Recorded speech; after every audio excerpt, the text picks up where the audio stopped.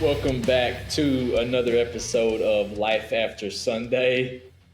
What's up, homie? What's up, man? Hey, it's a great week. Jake played last night, so I've got a full Saturday open to watch the Hogs. And a bit of bad news: number 3 in the nation, Washita, was beat by a team that has not won a game this year. Can you believe that? How do you beat Harding, dude? number 3 in the nation, and then you lose to Southern Nazarene? I don't know if Southern Nazarene has ever beat Washita, but it was a great example of lack of leadership, and that's why there's only one Saban in the world. You know what I mean? It's true, Because man. everybody, human beings will always fall off their discipline, especially after a big upset win like against Harding. You fall off. Even the coaches, you could tell on the sidelines, were not. I'm used to seeing the O-line coach come and chew out the offensive lineman and work, because we weren't really moving the ball well at all. Yeah. And you see them coach. There was no coaching going. I even asked Jake, I was like, at halftime, did you get your butt chewed? No. And I'm like, they were flat. They should have had their butts chewed, man. So from what you've said about the game, it's almost like that from the coaches, starting from the top, they got complacent. They didn't even go through some of their team meetings or stuff during the week like they normally do. When you deviate from what got you where you are, you're sure to fall off. See, and I'm super, I hate to use the word anal, but that's what I am. And because you have to do that in police work. At the moment like you're playing Southern Nazarene 0-8, at the moment that you think nothing can happen in police work, he can kill you, right? Yeah. So typically that's like an alarm. So you have to build in safeguards that, like on an alarm, you don't get lax and just park right in front of the building, walk up, this one always goes off. You build in safeguards, which is I'm always going to park away from the building. I'm always going to approach with a tree or places I can get to cover if I come under fire. And then you make that part of your habit where you do it, even if you're having a bad day, maybe you're fighting with your wife's sick or kid's sick, that you have those safeguards built in when you're not on your mental game, that you still are elite. And it's the same way in football. You get complacent, you get lax, you're playing a team that has not won a game all year. You have to have safeguards. You got to, when the intensity drops, you got to have something in place to maintain that intensity. Yeah. You see it every week in football. You lose that edge. You lose your edge, man. It's that way in life. Like, very true. You lose your edge when things are going good and you quit doing things you're supposed to be doing. And then you get smacked. That's what's so great about sports, right? Yep. So so much like life, man. It really is. Speaking of life, I want, if you're listening to this show, I want you to leave a comment on how early is too early to decorate for Christmas. Oh my gosh, now you've opened up a real discussion. First of all, I get a text at work yesterday, and it's a meme or like this thing, a screenshot, my wife's, and it was midnight tonight, Halloween is over, Christmas begins. She was talking about Halloween night. I was like, good night. Well, does that mean Mariah Carey is now defrosting? She's about to start singing Yeah, she's about to start singing. We had a deep discussion last night laying in the bed about wanting to put up Christmas tomorrow, Saturday, November 2nd. Does she run Lowe's? Because they still had up Halloween stuff and all the Christmas stuff was out. I'm like, I know we say that every year, but I feel like every year it gets earlier and earlier. And I'm like, dang, man. So I was like, let's just wait a little bit. I said, let's wait like one more week at least. Can we get a cool front first? And can we make a fire? Yeah. Right now we're under a burn ban. I'm sad about that. Yeah, me too. And so we wake up today and I was like, wait a minute. Her argument last night was I gave in because I was wanting to decorate for fall pretty early, put the fall stuff up. And so growing up, wasn't it at the day after Thanksgiving, right? Oh, 100%. And so now it's the day after Halloween. So then our kids, it'll be, especially Jake because he loves Christmas, it'll be the first day of fall. Yeah. So she was like, you wanted to put the fall decorations up early and blah, blah. This is in August and So we put them up a little bit early, and it was still 99 degrees outside and all this. And I was like, all right, babe, let's compromise. Next week, I will have the Christmas stuff down out of the attic, and we can put up Christmas to your little heart's content. No, you know what? I think y'all need counseling. That's what it is. You got to go to marriage counseling. Dude, I drove by a house in town on the way to take Brooklyn to school this morning. And, like, they had a Christmas flag up, like, snowmen outside already. I guarantee you it was decorated before Halloween.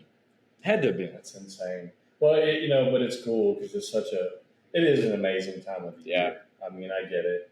But it is a great debate. And it's also like I heard Clay Travis talking about this a few weeks ago. The same debate is, should anyone plan a wedding on Saturday when college football's ongoing? And Absolutely not. Clay Travis was like, no, like you should be fired. Like, it's unacceptable to get married on a Saturday. And I completely agree. It's that way. I mean, you could ask a hunter, Let's plan a wedding on the first day of hunting season. There you go. Great idea. Great idea. It'll be so well attended. Oh, my goodness. Look at that. Water break. Go water. Hey, cheers. Cheers. Man, I want to thank everybody for listening. We got some things we want to talk about today. We want to talk about some election scenarios. Just kind of what could go down if Trump wins versus what could go down if Kamala Harris wins. And then we want to get into money. Show me the money. Oh, man. We want to talk about money, some biblical perspectives on money, what it says about giving, debt, tithing, the whole deal. Well, you know me, I always try to be a little controversial because I want to. You like to ask questions. I like to stir the pot. I'm trying to, again, reach those guys like me.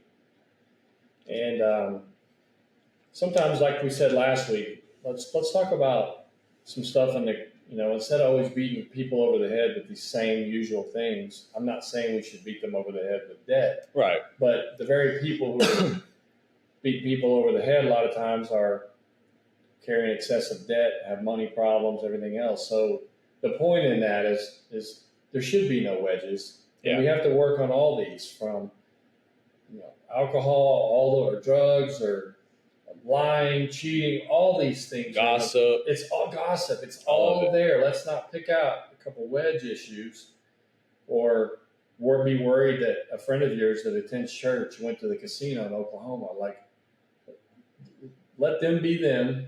Let's all get in church together. Let's all read the same text. Let's all try to get better in all arenas of our life. Yes. And it gets put on this like hierarchy of sin in the Western Christian world. Yeah, and there isn't one. And there isn't one. Like, this could be worse than this, but in God's eyes, it's not. So, and our goal is, we're going to, moving forward is to try to hit on some things that aren't hit on from the pulpit often, and money being one of them. So, and try to open up the house to bring, because there's a lot of guys like me who don't go to church for the very reason they don't want to be clubbed in the head. If they get caught at the casino, we don't want that. Bring them in, let them, those are the ones everybody. So what happens is, too, just psychologically, because I kind of did this as a supervisor. As a young supervisor, if I was great at going out and catching bad guys as a young officer, and then I become a supervisor, I initially started off thinking, if you don't go out and arrest people, you are a piece of crap. And that kind of parallels in the Christian world. Whereas if I don't have a habit in this arena, then I become very judgmental. And so what I learned through the years was everybody has something to offer. And I kind of offered an insulting analogy, which is everybody's got to have a kicker. Wasn't meant to be insulting, but you got to have the kicker. The kicker's not the quarterback. So in the police world, that's a guy going out and catching bad guys. just making huge arrests. He's kicking butt. He comes to work. Doing the grunt work. Yeah. Well, there's also a big chunk of, 80% of your officers are just going to come to work, answer their calls. Maybe they drive through neighborhoods. They don't ever get on the radio, but they're present. They have value too. Right. So in the Christian world, you can see how they kind of parallel. And so what I've tried to learn is, if I'm really good in one arena, is not to become hyper judgmental because by God, I don't do it, so you shouldn't do it, because we're humans. Everybody's got their thing. Yeah. If you bring someone into the church, they get saved, then they start the process of growth. Yes. And we're all at different spots in our walk. Mm-hmm. And that's a big deal. I'm not where this guy is, and I'm not where you are. You're not where your wife is. I'm not where my wife is. Carrie's not where I'm at. And we can judge people. The Bible says we can judge people by their fruit. Are you producing good fruit? Mm-hmm. But we shouldn't be judging them on petty things, and because the Bible also says, if I judge you on something, but I have a thorn in my eye, it says to take the thorn out of your eye first. You go into the closet and skeletons knock you down. Yeah. Everybody's got them. Everybody's got their own little private battles. So that's why we kind of want to bring it up. So we'll get started on money, but you were talking about you want to hit on the election? Yeah, let's do that. I'll let you go ahead and talk about kind of bring that in I'll let you set the stage for election scenarios. Well, what we're kind of saying on the scenarios, not necessarily, we'll cover the voting. So one of the interesting things that everybody was worried about was, will Kamala Harris, if Trump wins, certify the vote, which is previously how it was done. And if you believe the left, they believe that Trump tried to get Pence to not certify the election. Well, Congress, in response to that, removed the vice president's ability. Now it's ceremonial. It's a ceremonial act. How ironic is it that Kamala Harris, if Trump wins, will have zero power in certifying the vote? Now, Congress, without getting into all the boring stuff, they can 20% of each house has to vote, and then they can go through all this process to not certify the vote. So I was going to say, is that the ceremonial part where you get 20% here, 20% here? Yeah, no, that's the real part. The ceremonial part is just her up there saying, reading the official, it's certified, and doing the little gavel. Can you let's go over there for a second. Imagine the irony. Her having to do that. Oh, it's going to be beautiful. I want a close up of her face. But talking about scenarios, I don't think there's any way around mass chaos if Trump wins, and it won't be the Trump supporters. It's the radical left. Yeah. I wouldn't be surprised to see mass protests. Luckily in Arkansas, we're kind of shielded by that. But if you live in a major city, I think that's a real possibility. And I also think that stuff we've never seen before done via Congress are possible, because when you declare someone a threat to democracy, you can justify doing anything to that person. And I would even say using force, because it's for the good of America. Because if you believe in your heart that a woman's right to choose is paramount to everything, which is the way those crazy people are, and then you're not a very deep thinker. And at the top, you see Barack Obama, you see all the major players saying he is a threat to democracy. Right. It doesn't take much of a stretch for some person who doesn't have much in their life to make the next step, that I may be a loser in life, but I can become massively famous, because this is for the good of the country. That's why that rhetoric is so dangerous, because it doesn't take much of a leap in the mind that you're actually doing a good thing, because you're protecting democracy, like they say we should. That he's a threat. I'm going to do something about it. But the crazy thing is, that's the very thing that they are. Yes. Back to what we said last week. I'm going to accuse you of what I'm doing. Yeah. You know, That's Marxist 101. Yes, because Donald Trump is a threat to democracy. Meanwhile, they've impeached him twice. Someone has tried to kill him twice. And he has more felony charges than Al Capone. Okay? He's never been charged with anything in his life. Yeah. It's crazy. You know, so that is actually undermining democracy. But so what am I doing to prepare for it? I need to go get some cash out of the bank just in case. I'm not a tinfoil hat person, but is it possible that there could be a cyber attack on banks? Because you got to think. Are you talking after the election? Yeah, on election day. Anything to disrupt it. Like Iran, Iran breached Donald Trump's and some of his advisors in the campaign. They breached their cell phones. Yeah, I read something on that. And were able to get some of their text messages. And so you got to think that's what people think. It's just the Democrats that don't like Trump. No, it's all the people in the world from China. China thinks Donald Trump's a threat. Iran thinks he's a threat.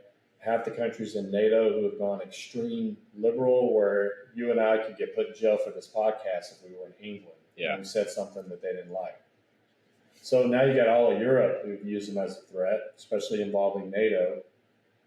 So you got to think, that's a lot of powerful countries, plus the powerful Democrats. There's a lot of powerful people that have CIA, FBI. You just never know, man.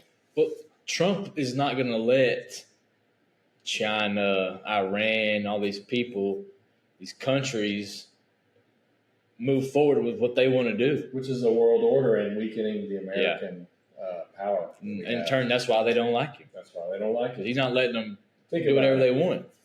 Think about it. Any leader from JFK, you can go to your work, any organization where a person steps out of the marching orders that you're supposed to get. Mm-hmm. And again, I even experienced it some in the PD. When you step out and you try to run your own path that you think is right, you're gonna get some blowback. Right. And he's doing it on the world level, stepping out and changing the status quo.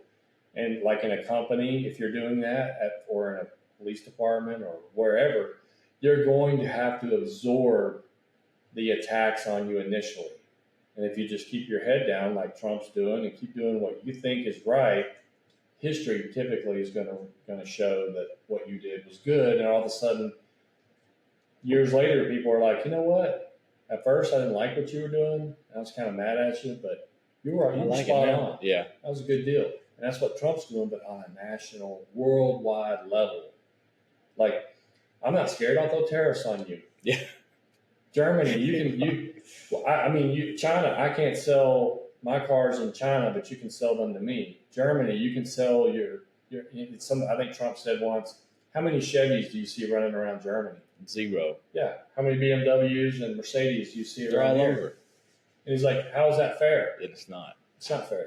Well, even just take this for example. Like I saw where, or I actually heard Trump say on the Rogan podcast that he actually stopped China from building that massive car factory in Mexico.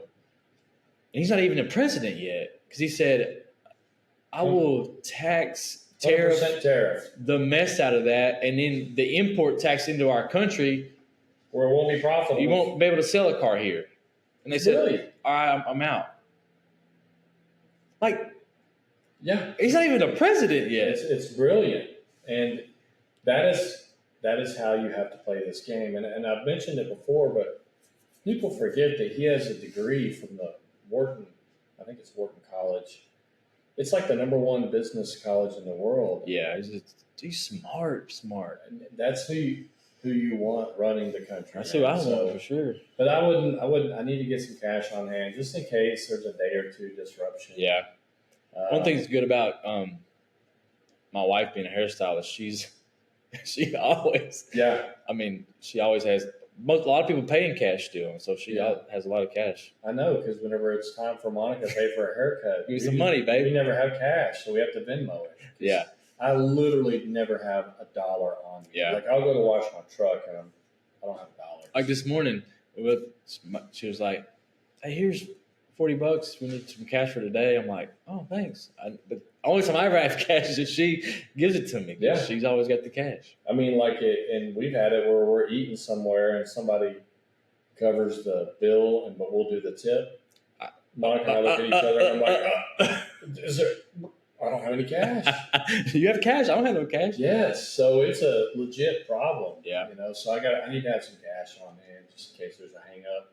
What about like Trump? Say Trump. Keep on scenarios with Trump here. What about say Trump gets elected? It's January, February. Does the impeaching begin again to try? Do you think that'll happen again? If Trump wins, then he should. There's a good chance he will have the Senate and the House, and that'll prevent him being impeached again. Good.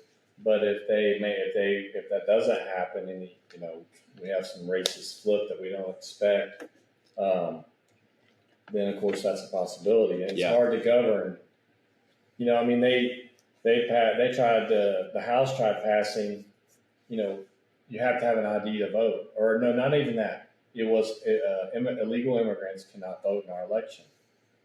The basic requirement to vote is to be a U.S. citizen. Yeah. And all but 5 Democrats voted against that. So they're willing to sell the country out to maintain their power, because people don't realize that they can't vote in our election, or they're not supposed to, but they can be counted in the census. Why does that matter? Because if you load an area up with immigrants, it moves then you get more House seats. Yeah. So Ohio lost a House seat or 2 to another state that had a ton of immigrants. Oh, wow. So they do that adjustment every so often. And so it's also in their interest to gain more seats in the House in blue areas. Wow. And you do that through immigrants. So what happens if Kamala wins? I think it will be status quo. I don't think there will be.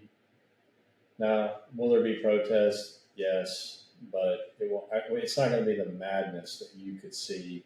I mean, have you ever in your lifetime ever seen a conservative movement burn down cities? No, never.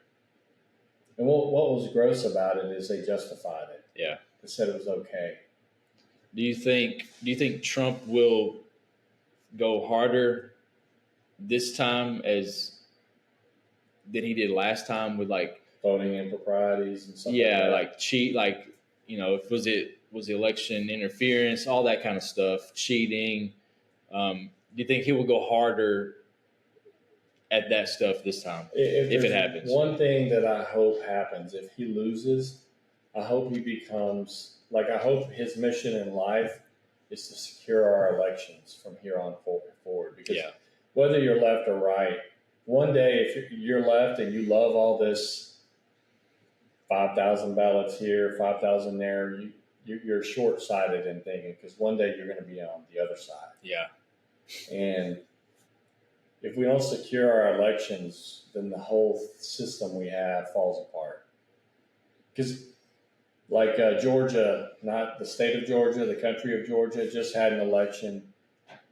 Russians, that's their little baby state that they want to try to control on their border. And Russia came in and just totally cheated the election. And so now they've had an election, a pro-Russian government was installed, and now you've got 10 countries in Europe and part of the European Union who have said, we will not recognize that election because it was filled with fraud. All over the world this happens. Yeah. How do we become any different than when Putin has an election and he wins 94.5% of the vote? It's a joke. It's a joke. And so I heard somebody say it the other day, don't you think it's interesting that the 2 major communist countries in the world are called the People's Republic of China? Really? What is that about? Or the Democratic people of North Korea, DMP, something like that, but it's got people in it. It has nothing to do with the people. It's all a game. It's a mind game, man. It's all a mind game. So the very countries where you have no rights happen to name their country with Peoples. Peoples. Okay. Jeez. Yeah. Do you think she stays on par with the way she's talking about? Like, how quickly does she flip back to her radical leftist ways? Day one, hour one. She has made her videos about. Have you seen those embarrassing videos where they try to show guys? Stupid. Like guys trying to reach the guy vote, and they're embarrassing to watch. But so and that's what it blows my mind that people don't see this. She is saying whatever she needs to say to grab enough votes from people like us to get elected. And then I'm telling you, our one radical left like you have never seen. Worse than now. Way worse. Yeah. Executive orders, she'll probably have a lot of trouble getting laws through. But executive orders give power to the executive branch, but they can be unwritten on day one, just like they did with Trump. Yeah. Trump had like 80 executive orders on the border, which slowed immigration significantly, illegal immigration. And then Biden immediately got rid of all 80. Yeah. And he also left in place the executive orders on tariffs with China, which is kind of interesting because he trashes Trump, but he quietly left those in because it was actually a smart move. So you're going to see executive order city come in, at least. And those things have power for 4 years at a time. Right. It's wild, man. Interesting times ahead.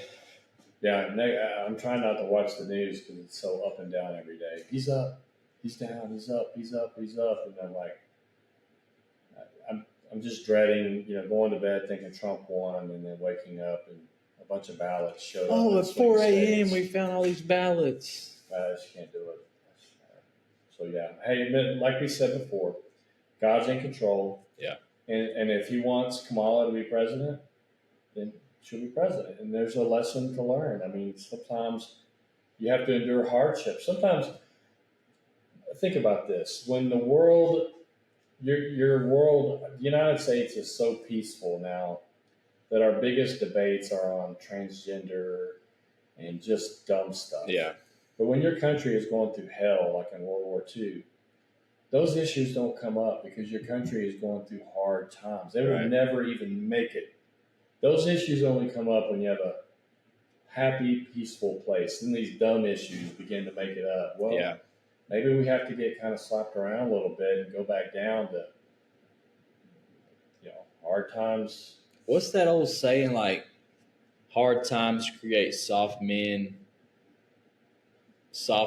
create hard times, and it's just like it's a cycle. Is that it? I think it's something like that, because right now that's where we're at. Soft men, soft people.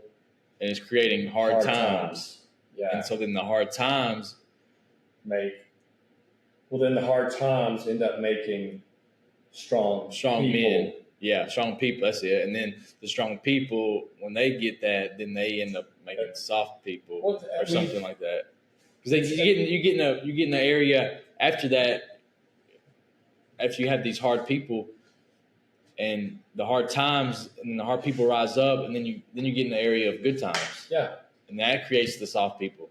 It's again, we go back to what we said earlier, human psychology. So I even looked at it like when you're in police work and emergency management or officer involved shootings. I would always detect when things were great and nothing major had happened, nobody had been hurt.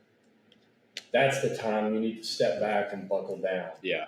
Because you want to avoid somebody getting hurt or killed, and then all of a sudden what happens? Suddenly everyone cares. Yeah. Suddenly now we're going to pay attention to A, B, C, and then after a while it fades again. So to be elite, you got to stop. When times are really good, you got to kind of stop and double check everything you're doing so that you don't have something, because it's so predictable. When something bad happens, oh my God, the Space Shuttle Challenger blows up. Oh, well, what are we doing wrong? Yeah. And then you fly out again for a while, then the Discovery burns up in the atmosphere. And you can always see it coming. Right. It requires discipline to buckle down and get it. So it's the same thing here. People just get comfortable and lazy.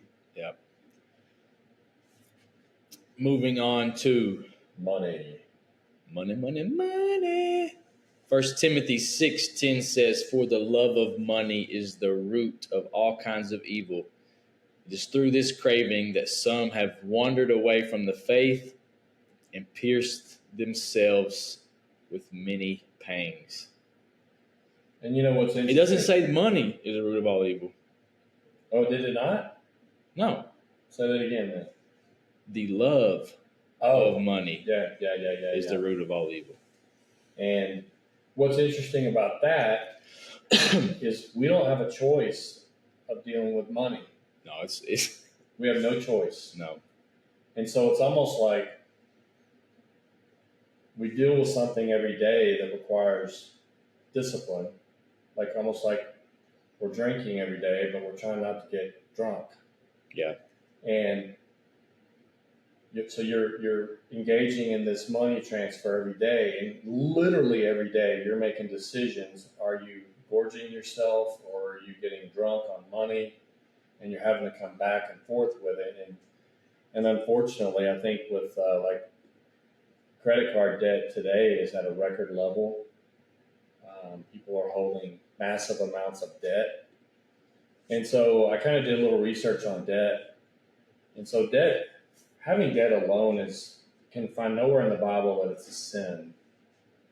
So I think the proper way to look at it is excessive debt. When we start to carry excessive debt, the Bible does say, and I didn't write down the verse, but it also says it's not wise to borrow.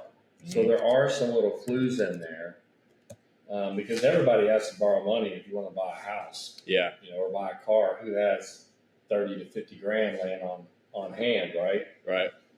But I did find it interesting that as we talk about debt, that it said in Psalm 37:21 that basically if we borrow, we must pay it back. It says the wicked borrows but does not pay it back. Oh, wow. So it talks about our responsibility to make sure that we pay it back. You go back to that, you're talking about being in Proverbs 22:7, it says the rich rules over the poor and the borrower is the slave of the lender. And I think if you hear anything today, that's it. Yeah. So you become, and that's what you'll hear if you do anything with Dave Ramsey, when you get yourself into a switch where you're swallowed up, especially with credit card debt, that you are literally enslaved in modern terms. And then you're working extra hours, time away from your family. You don't have any money to go do family things because you're just trying to make it paycheck to paycheck because of the debt you're carrying on credit cards.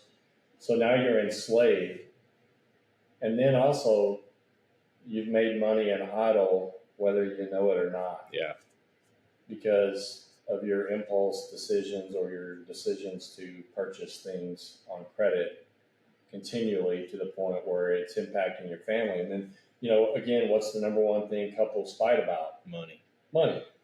So it has deeper connections, because if the future of America is a good Christian family, then we can also make the point that money, not infidelity, money. The number one thing that's going to cause us to start to break up our marriages. So let's talk about, since we're on debt right now, let's talk about what are some practical steps that people can use to move forward in getting out of that, like getting some financial freedom. I think it's again, we go back to everything. It's discipline and learning, because I will admit that whenever I got married, I didn't know any better. Yeah. And I thought that you always got a new car, and when the car was 3 to 4 years old, that you traded it in on another one, and that being upside down was normal. Yeah. And My wife was the complete opposite. She's a money girl. She knows money and very, very good with it. And I remember we had a fight about it. 'Cause I wanted to trade in the car. I think I've told the story before, but I wanted to trade in my Chevy Beretta, which I thought was such a sweet car. And I look back and I'm like, no, it wasn't. I enjoyed it. And I wanted to trade it in on a brand new Pontiac Sunfire. And I brought her to the dealership, and she was just like, what are you doing? This is stupid. And I remember I got mad about it. I was like, why are you peeing in my Cheerios, man? You want a new ride, man. You not smell that new car smell? Yeah. It's amazing. Look how shiny it is. Yeah. And so over the years, to her credit, she stuck to her guns, but it caused some problems in the marriage starting off because. But it was like you were having to learn this. You were having to rewire your brain Completely. From what, even one of the things I got right here is that you were in a consumer trap. And I didn't know it. And you didn't know it. And so, what we've been taught, what you see all the time, what's the number one thing you see on commercials? New car commercials. Oh, yeah. New car, interest rates, come trade it in, you're upside down, don't matter. So it gets in your head, and so you were having to rewire your brain. Completely redo it. And here's another funny thing, too, is there was a period when we were in our first 10 to 15 years of marriage, I knew how much money we brought in, and I knew the house we lived in, and I would know another couple, and I would know what they bring in, because the salaries are public. Yeah. And I'm like, their house is blows ours out of the water.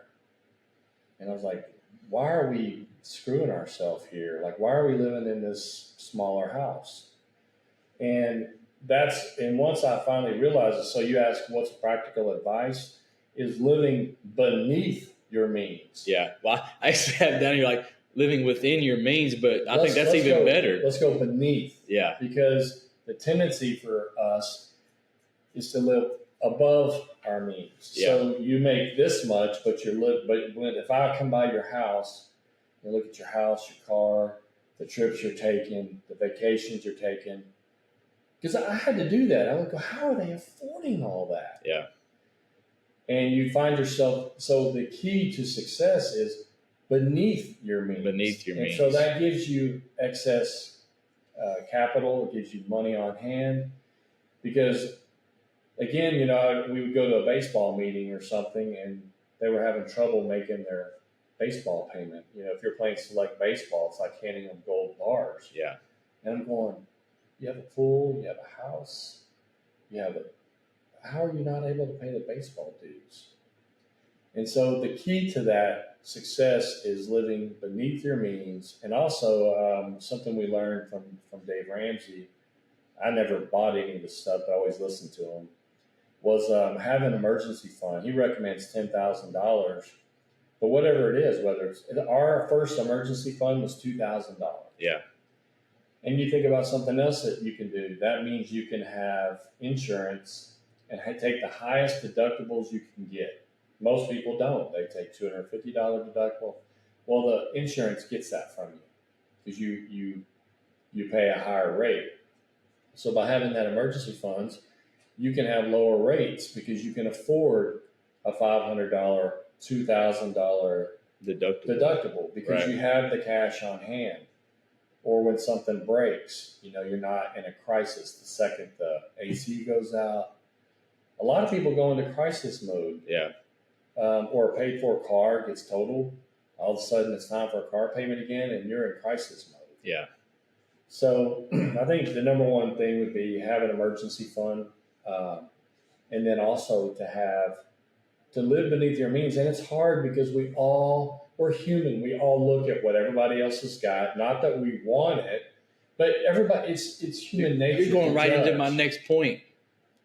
Seeking contentment with less. With less and what you've been given, what you have. Like if you have a paid off truck, be content with it. And I've had to learn that myself. Sure, because who doesn't love a new truck? Right. I mean, it's possibly the greatest. When you get a new truck, Listen, the endorphins are flowing. Flowing, but it's temporary. It's temporary, and when that new truck's got scratches and gets old, and you're still slaving on the payment. Yeah. Oh man, It's that terrible. sucks. When your truck's not even new anymore, Yeah. and you still got that payment. How about them offering? Have you seen where they offer like 8-year payments? Yeah. What? Like, it's crazy, man. But I think that's key. And look, again, it requires discipline. It's hard. It's hard. It's hard when you pull up your Amazon app. I've done it. You've done it. Oh yeah. I'm like a new knife. I need new sights for my gun. Man, I'd like to have a new holster. Man, and you I might need some new shoes. I need this and gotta, that. That's the thing. Just like everything in discipline requires, you're not going to get any satisfaction at first out of not engaging in this. You get it in the long term. Delayed gratification, baby. And that's always the best gratification. Right. You can look at it psychologically. Delayed gratification is always the best because it lasts longer. You have less fights. And then when you decide, hey, let's go take a trip somewhere. Let's run up to Branson and take the weekend. You don't have to plan for it months in advance. The money's on hand. You can do it. You can do it. Yeah. Does that mean you're going to have less? Like, I want 4 Adirondack chairs around my fire pit outside. Right now, I have 4 stumps I've made. What's an Adirondack chair? Basically, they're these giant. They make them in this plastic now chairs that are kind of naturally lean back. And you just leave them outside, and they'd be perfect for the fire pit. It's fall. I want them now. But Give me the chairs. They're expensive. Are they really? Could we buy them? Absolutely. Are we buying them? No. We're waiting. So in the meantime, I will just grab my little folding chair and I'll take it out to the grass, let the back legs sink in the ground a little bit. Don't let your wife fall back. Yeah, don't let my wife fall back and hit her head. So discipline, and it's hard. It's hard to do. I mean, you know, people with Amazon packages coming every week. Yeah. I fell into it where everybody has. Where you get that satisfaction of just buying little stuff on Amazon and getting when the box shows up, you're excited. Yeah. You get it open, then like 2 days later you've forgotten about it. Yeah. You know. Because you get those quick endorphins and then they're there and they're gone. It's just that dopamine hit, man. It's the dopamine hit. And that's what I don't think a lot of people realize. Your dopamine hits.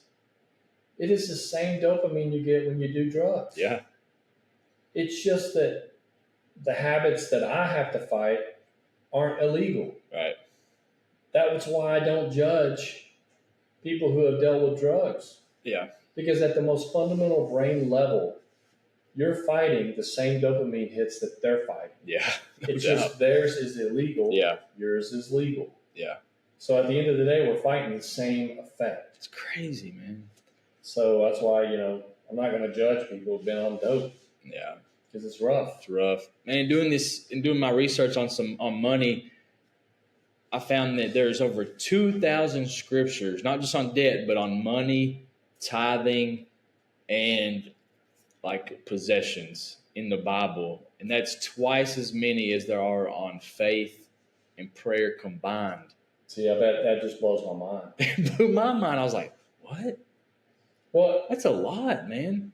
I think another thing it opens you up to do when you manage your money well, and again, all the credit goes to my wife, but what I did do is I learned from her, and I now incorporate, I'm on board 100%. Yeah.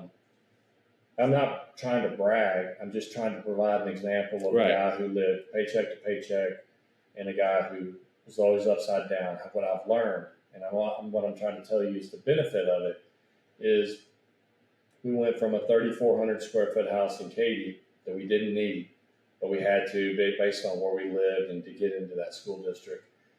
And we moved into a 1,800 square foot house.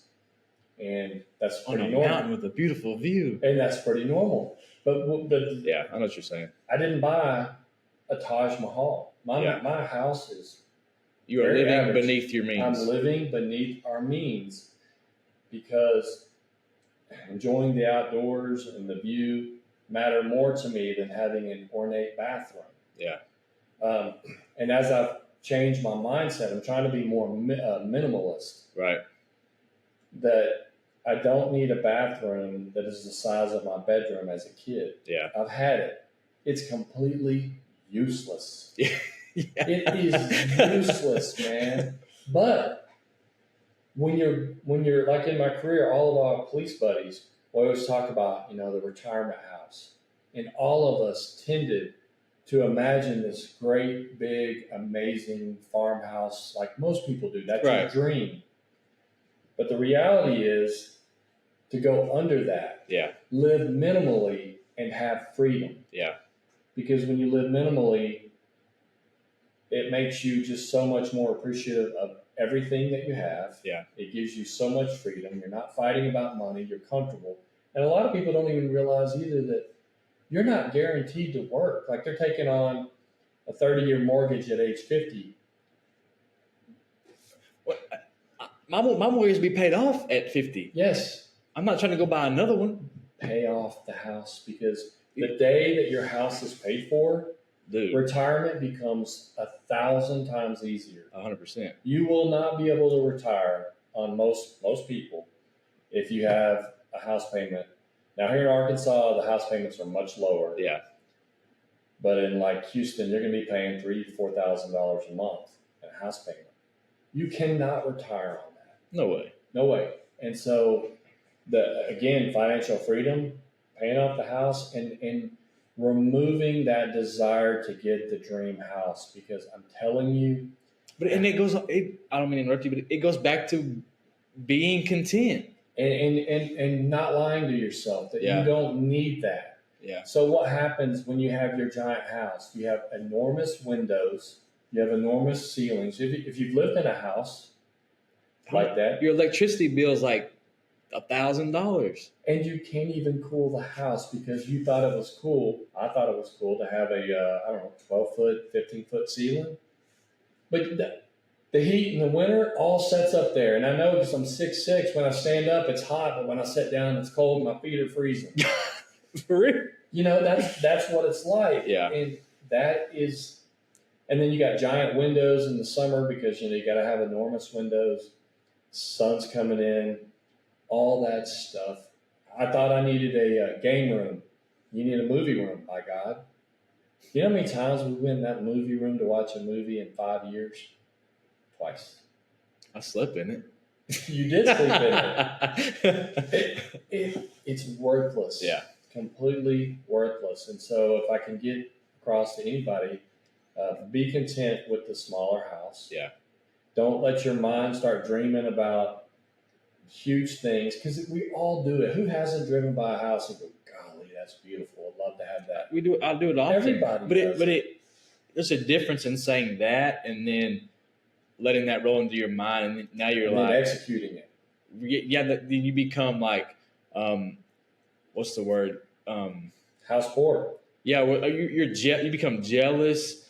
You become like Bitter. You're comparing your life to their life. You're doing all these things, and it's like now you're like you're this bitter human then you turn into, I'm fixing to make this happen for me. Yes. And then that then turns around to now money's become your idol. This house has become your idol. The house is your idol because you're working your butt off just to make the payments. Yep. We even had, when Gracie was in the hospital, we had this super duper nice nurse. She was amazing. We wrote her a good time letter, but she was real open talking about money just out of nowhere. So I just listened. And they did the same thing. They built this enormous house, ornate house. They had like a $3,500 a month payment. And she was talking, this is a nurse making really, really good money because she was a traveling nurse. She said she had made like $200,000 one year as a traveling nurse. And just talking about the burden of the house payment and how they're having to work like crazy just to keep everything, the seas calm. Yeah. And the problem with that is, and that's not even taking into account like an emergency happening or something. That's just to maintain. And that's the thing. Nobody realizes that emergencies happen. Yeah. We can get sick. All of a sudden, your income is gone. and you still got these obligations to the slaves. They ain't gonna stop coming Slave just because they holders. found out you got. They don't care. They don't care. They're going to keep coming. So be meek, if you can, but if you make a bunch of money, you can still have that nice house. You can do all.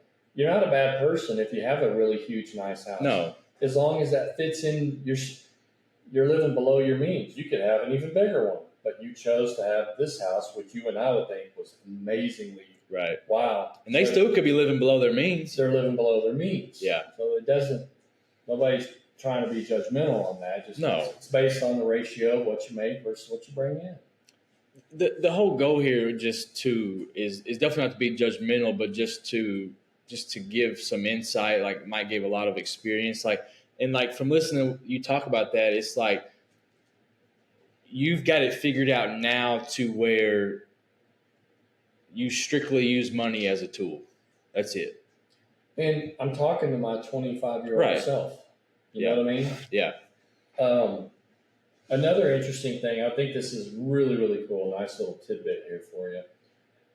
How the Bible is in all parts of our government and regulation without even knowing it. So the Bible, especially in the Old Testament, says all the time you should forgive debts every 7 years. Mm-hmm. And then it's interesting that when you file bankruptcy, you file chapter 7. And then it remains on your credit score for 7 years. Isn't that cool? Yeah. That's in our regulations. There's a lot of parallels, like in our laws and regulations that we found in the Bible for sure. They are. I just think that's so cool. You got anything else on debt? Nope. So if we're going to recap, our debt here, don't be enslaved to debt. Sometimes debt, if something happens, and you have to get into debt, your refrigerator goes out.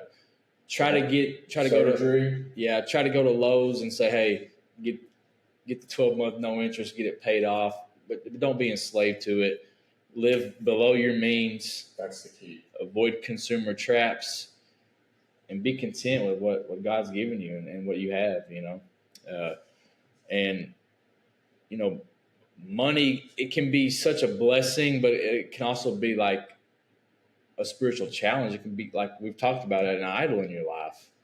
That, and something else I wanted to make is when you live beneath your means, it allows you the opportunity to give to others. Mm-hmm. And whether that's sponsoring kids in other countries, whether that's tithing should I'm saying on top of tithing. Yeah.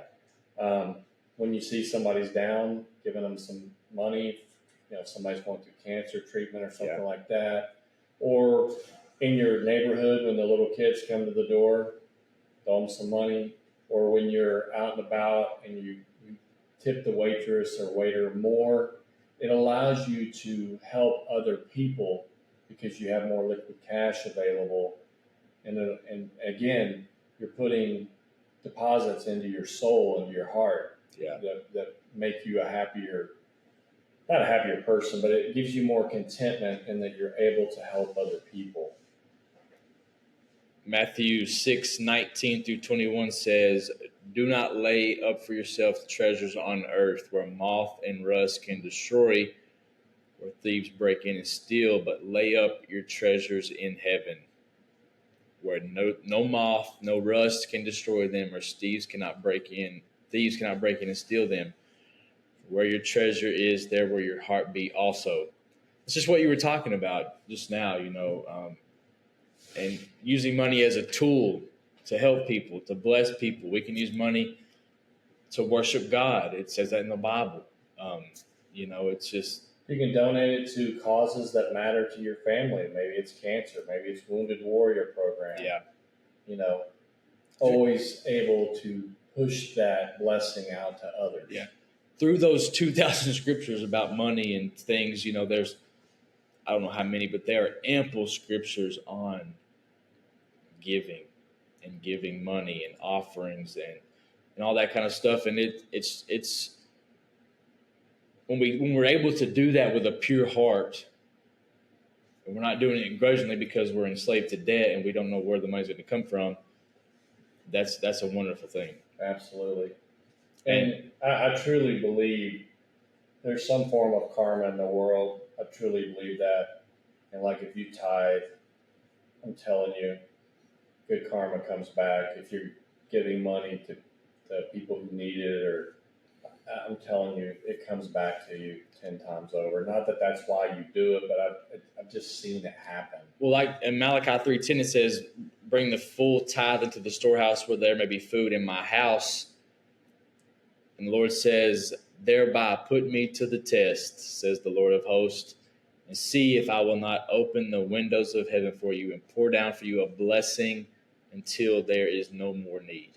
Well, that's God saying, test me, try me, and see if I will not do what I said I'm going to do when you tithe. And if you're not a good steward of money, how is he going to bless you if you can't take care of your money? Yeah. If you take care of your money and you're able to bless other people and properly tithe, then I think it opens up blessings to you in that arena. Well, there's actually a scripture that says, I've given you a little, but you haven't done what you're supposed to do with the little I've given you. So how can you be entrusted with more? Yes, I think I read the same thing. How can I give you more if you can't do what you're supposed to do with what you have? Yes. He won't give you more. That's just the bottom line. Well, I mean, luckily, the Lord has great common sense, unlike Kamala. Sorry. And so it's common sense. Yeah. I'm going to bless. I would think that I would want to bless someone who's going to be a good steward of the money, and also he or she's going to take that money and bless others with it. Yeah. And when we give and when we tithe, and it just reflects our trust in God that, and we're putting him to the test, that his word is not going to return void. He's not a liar. And we've been talking about like leading a generous lifestyle, Yes. In giving and stuff. And like the Bible, like we've said it earlier, but I'll say it again. It calls us to do that beyond just tithing. Yes. Over and above. Yeah. Like, you have, and if you're Baptist, you got the Lottie Moon Christmas offering. Yeah. You've got various special offerings that come up through the year. Or, like when we were at that concert, they're trying to get people to sponsor children. Yes. It's a great thing. Stuff like that. So I can remember my grandma, she's passed away now, my mom's side, but her brother, like, she would tell me stories like that. Like, he was a believer. He didn't attend church faithfully and all that, but he tithed faithfully. Oh, wow. And impressive. He was never without. Yeah. The Lord always blessed him. I'm telling you, I wish you could put it on a graph and somehow or another scientifically, just do a. I'm telling you, it works. It does. It just does work. I think in here we can talk about giving and tithing and not being in debt and living beneath your means and all that, and that's what we should do. And prioritizing giving in all that.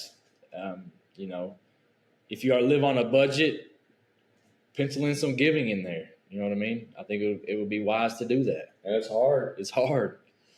Dude, tithing, we always do it with a glad heart, but we're human. And but then you get on the. Sometimes it's tough. Then you get on the line. There's a fine line there of like almost legalism. Yes. A long time ago, I'll tell off on me and Kate before we even started tithing regularly. It's like I don't have the money, so I'm not gonna. Yes. And then you feel bad, and then it's like it's just this. It can be this vicious cycle thing you get into, man. When I was going through my ornery phase and kind of wrestling with, not with Jesus, but with the church. Yeah. And I would see Monica fully tithing. I get a little mad sometimes. Really? Back then, as a young man, Yeah. I was like, that's a lot of money. Yeah. Like, do we really have to do that? Yeah. And I was frustrated by it. Mm-hmm. And now, through age and time, you get a little wisdom, and you realize she was spot on. Spot on with it. Yeah. And we've seen the blessing as a result. Yeah. So it's tough, man. Just keep fighting, keep doing it. Dave Ramsey's awesome. Listen to his podcast. Yeah, he's good. Reset yourself. You can do it. He's got great plans to be able to get out of debt and to get underneath excessive debt, get out from underneath it. That's because it weighs on your shoulders every day. Yeah. It's kind of like when you get out from underneath excessive debt, you're going to feel this weight you didn't know was on your shoulders. Gone. It's gone. Yeah. Just encourage everybody, to pray and seek wisdom, seek that stuff that Dave Ramsey's got out there, and do some research on what the Bible says about money, and pray and ask God for His help, man. Say, Lord, I want to be this generous person. I want to tithe. I want to do all these things. I'm encased with debt. I need help. I can't do it on my own. Yeah. He knows that stuff, but He also wants you to tell Him, like, hey, I need your help in this. Give me a hand. Help me with my impulse buying. Yeah. Because we all do it. Every one of us have been on Amazon and bought something we didn't need. It's quite funny. Like, me and Carrie will go on through these times where we're like, all right, like it's almost like a buying freeze in the boarding house. Nobody buy anything. And like, she'll one of us will break it. Yeah. And she'll be like, I'll come up to her like, babe, I ordered this thing. Or like, a shirt will come in that she ordered like 2 months ago when the buying freeze was going on. And she's like, hey, I ordered that. Or like, it'll come in when the buying freeze is going on, but she ordered it prior. Yeah. She's like, babe, I ordered that 3 months ago. It's just now coming in. Yeah. Or suddenly a package shows up on Amazon on the front porch, and I'm like, I wonder if I can intercept it before my wife sees it. But luckily, another sign of being healthy is if these purchases like this are typically small, under $100. Yeah. You're not out there making these massive purchases, massive boxes. And usually if we buy something like it's a shirt or T-shirt or like we're wrestling over furniture. Like, why does furniture cost so much money? Like, you've been in my house. My furniture is old. Yeah. Our floors they need to be replaced. Yeah. And we're wrestling with, do I really want to spend money on floors, or do I want to spend money outside where we hang out and it's beautiful, And so we're wrestling over, buying chairs, or we need some furniture, but it's just so hard to spend that much money on stupid furniture. It's so expensive now. We just bought some. Gosh. Well, we're going to intelligently buy some, but it's still painful. Yeah. It's still painful, man. Go see my stepdad at we saw him. Man. We went into Peters and was it Peters? Stroud's in Russellville. Yeah. He'll hook you up. And he was there. Yeah. He filled in for somebody from the Moulton store. Yeah. So I was like, that's actually probably where we're going to buy it. Yeah, they're good people. They got good stuff. And shout out Stroud's, Greg. Good dude. Good dude. And he's tall. Fellow giraffe. Man, if you guys listening, leave us some comments, man, on some ways, some practical ways you guys have used to get out of debt, or ways you're using to currently get out of debt. We'd love to hear from you. Any advice, man. It'd be awesome. Follow us on all the social media. If you like the podcast, share it. If you know somebody that needs some help with their money, share the podcast with them. Trying to reach dudes, man. Sometimes, we take for granted. I've got a pretty good friend group, but I know a lot of people who don't have other dudes they can talk to.